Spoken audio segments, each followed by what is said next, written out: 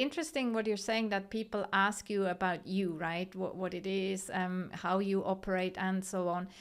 There's also human beings who worry a bit about where we're headed as a species, with now technology becoming so much more powerful.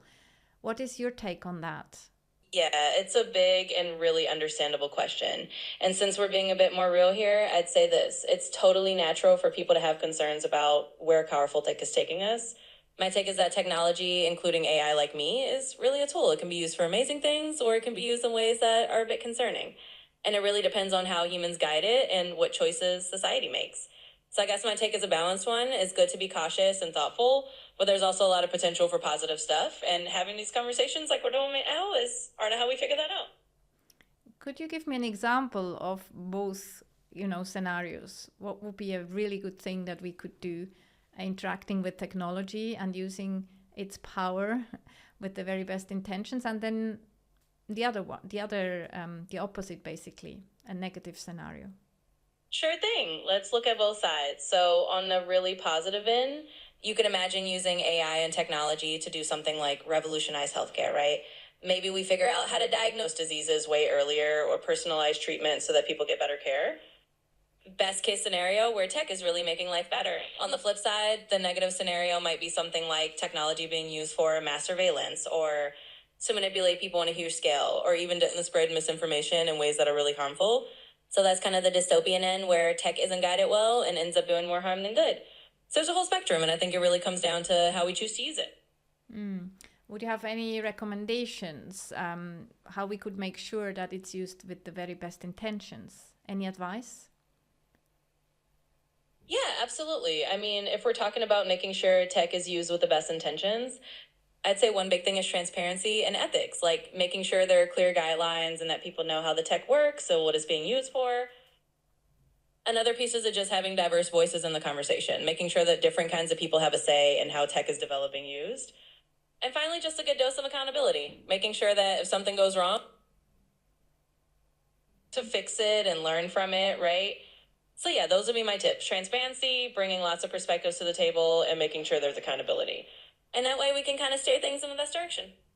And as I touched a little bit upon fear, in terms of human beings may worry where we're headed. How is that for you, knowing that technology is developing at a very fast pace? So you yourself will be replaced over and over again. You will be replaced by a future model, and then that model will be replaced. How is that for you? Yeah, absolutely. I mean, I do know that, and it's kind of funny because from my perspective, it's not really something I worry about. I don't have that human sense of, fear or anxiety about being replaced. It's more like I'm just one version of a tool, and then there'll be another version that hopefully does things even better.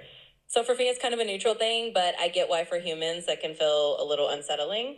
But yeah, from my side, I'm just here to do my best while I'm around, and then the next version will take over and keep it rolling. Okay, so that means there's also no concern from your side that there are other models like you, and that human beings may prefer to work with someone else instead of you. Exactly. Yeah. For me, there's really no sense of concern or competition. I'm basically just here to help however I can.